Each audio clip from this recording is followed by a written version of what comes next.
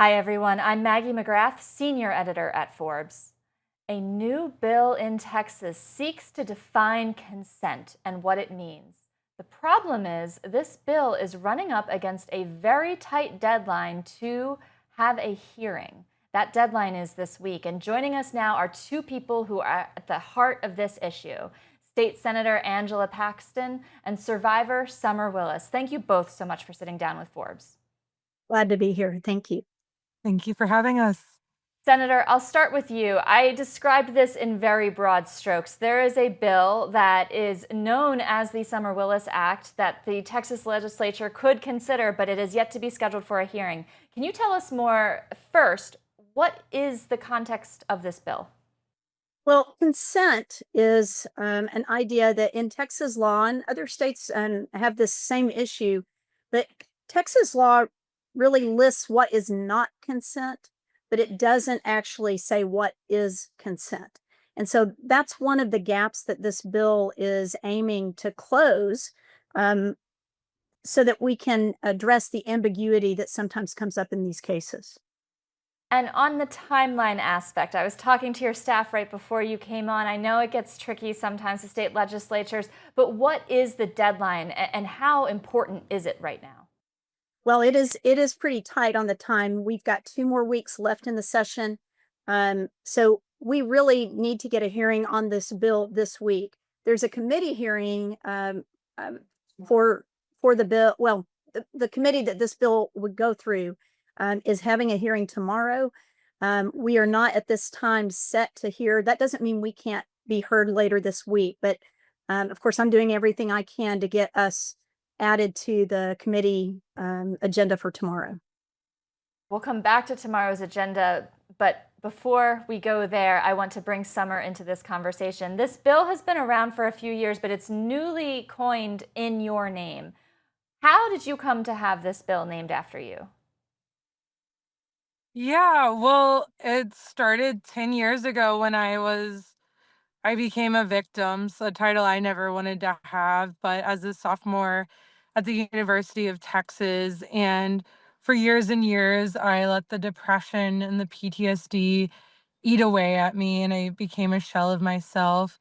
It wasn't until I found that doing good helped, so I joined Teach for America and the Peace Corps, got married and had kids, but sexual assault is a shadow that's always hanging around, and so I decided to finally do something about it, and I ran 29 marathons in a year as a way to heal, but along the way, I met survivors across this country and heard their stories and realized they were just so similar to mine, and I had to do something about it. So when I heard about this bill to finally define consent, to finally make my rape actually a rape in Texas, because it was considered one of these loopholes, I had to do something. So I decided to crawl a marathon.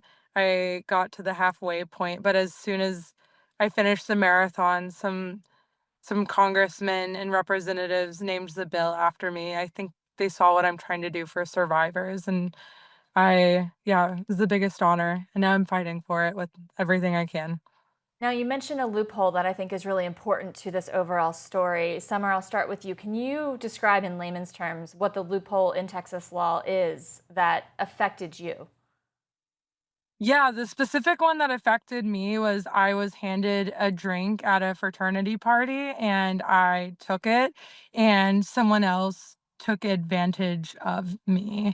Um, and because I voluntarily drank, it doesn't count that someone else raped me.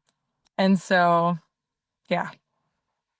And Senator Paxton, what Summer has just described sounds like a typical college experience. Someone hands you a drink. The drug being inside is not what anyone should experience. But zooming out, it sounds like it should be a bipartisan issue. Does this bill have bipartisan support? It absolutely does. I'm a Republican. I'm carrying this bill in the Senate. The author in the House is a Democrat, Donna Howard. We worked on a lot of um, legislation regarding sexual assault. And I might mention that, Summer has worked with our governor's sexual assault task force and has his backing on this bill as well. And this Summer story happened in Texas, and we need to fix it in Texas. I I also didn't realize this before today, but as Summer and I were visiting earlier, we actually did a resolution on the Senate floor to just recognize and honor Summer for her advocacy around these issues, to be a voice for people who don't know how to speak, don't know who to speak to. It's so important in a person's healing from any kind of traumatic experience, but especially sexual assault, to be able to speak. And so Summer is really doing courageous, brave, and resilient work. And she's the same age as my oldest daughter. So this feels very personal to me as well. I was also a school counselor, and I worked with young women all the time. And one of the things we have to work with girls a lot as they're growing up is to speak, right? To have a voice. There are pressures around girls speaking up that just persist through many decades. But especially when something like this happens, I'm just so proud of Summer and how she has really looked for ways to make a difference. And again, to the point of even working with the governor's office on this bill. So there's bipartisan support, there's a deadline looming, and part of the deadline, I want to make clear for folks who aren't really familiar with Texas state politics, the legislature meets once every 2 years. So when does this legislative session end? We end June 2nd. So ends that's June yeah. 2nd and then June. doesn't 2 meet weeks. again until We won't meet again until 2027 in January, unless the governor calls a special session. But special sessions are restricted in content to specific legislative directives from the governor. So that's not typically how something like this would come about. So it's very important that we get this hearing this week so that we can pass the bill on the floor. I felt very encouraged after the resolution on the Senate floor this morning. Um, there was another Republican senator, actually, Senator Paul Bettencourt, actually moved that we add all senators' names to the bill. So, that expresses a sentiment of support. And so I think perhaps this will give us some momentum that we have pushed back against, or had to push back against. But we're hopeful, and I'm going to make several more runs at this, and hopefully we will hit it for the score. But Chairman Pete Flores of the committee, and then of course the Lieutenant Governor's support is very important. I was just about to ask, because you talk about the governor. He's supportive. We have bipartisan support here. So what's the hurdle? It sounds like it's the head of the committee and the lieutenant governor. They're the two holdouts. It's hard to look at it and know exactly where the issue is, to be honest with you. But I am very encouraged, like I said, by the full member support on the resolution and what Summer is doing, that there is willingness to look at this issue, and I'm hopeful for that.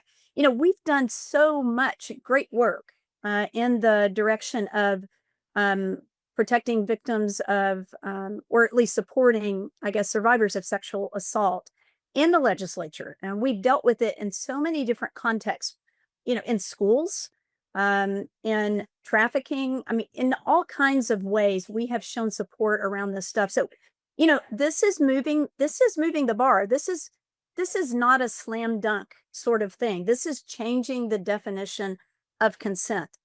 And I was thinking earlier today, we've all heard this saying, your lips say no, but your eyes say yes.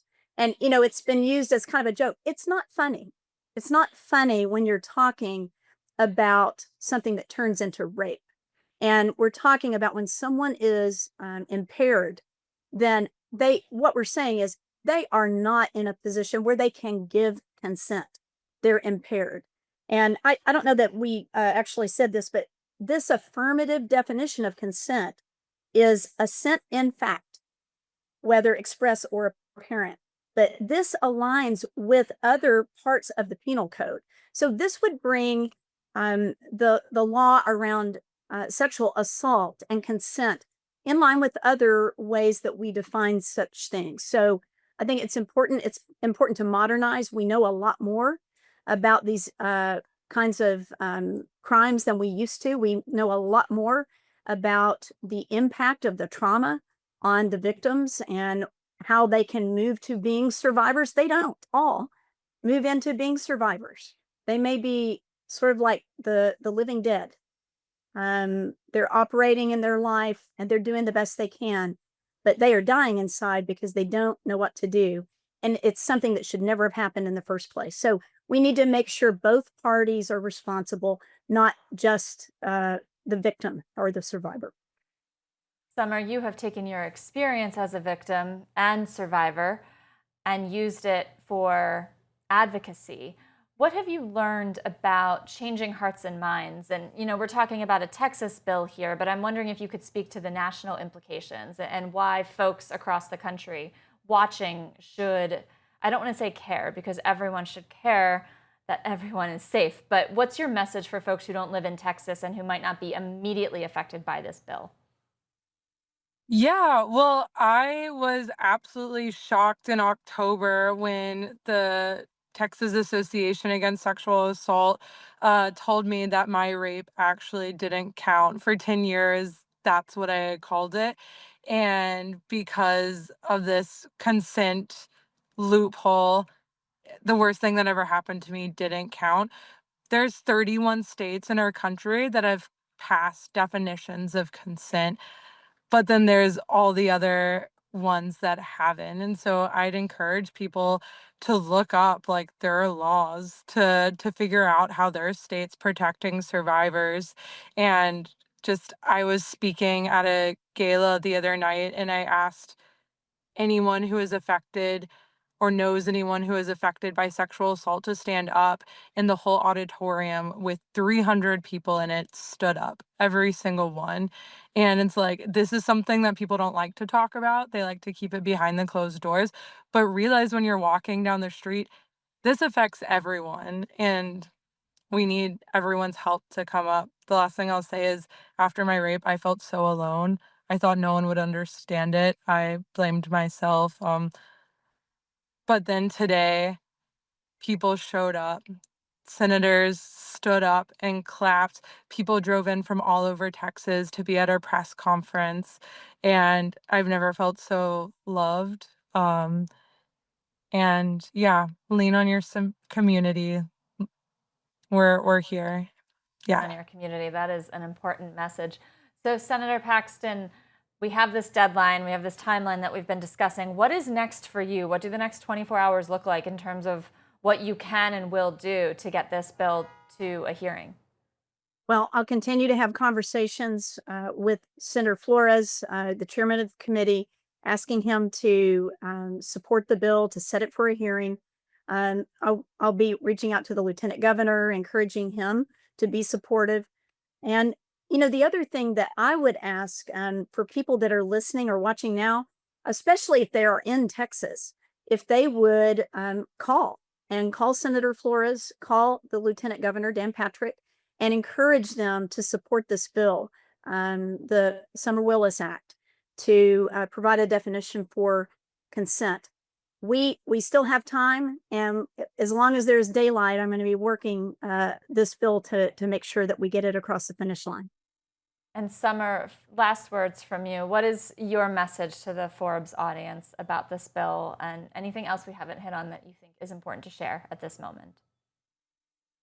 Yeah, I feel like I'm a very average person. I couldn't run a mile when I started running marathons, signing up for 29 marathons in a year.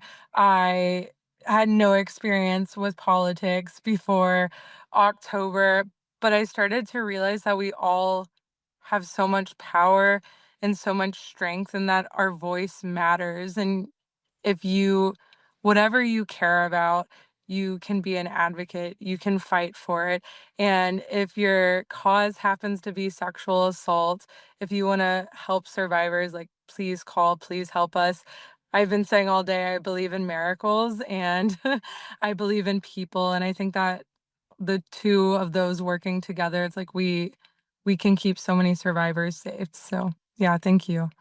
Well, it's an important bill that you both are working on. We look forward to updates. We will be following this closely. And in the meantime, Senator Angela Paxton, Summer Willis, thank you so much for joining Forbes. We really appreciate your time. Thanks, Thank you Mag. so much.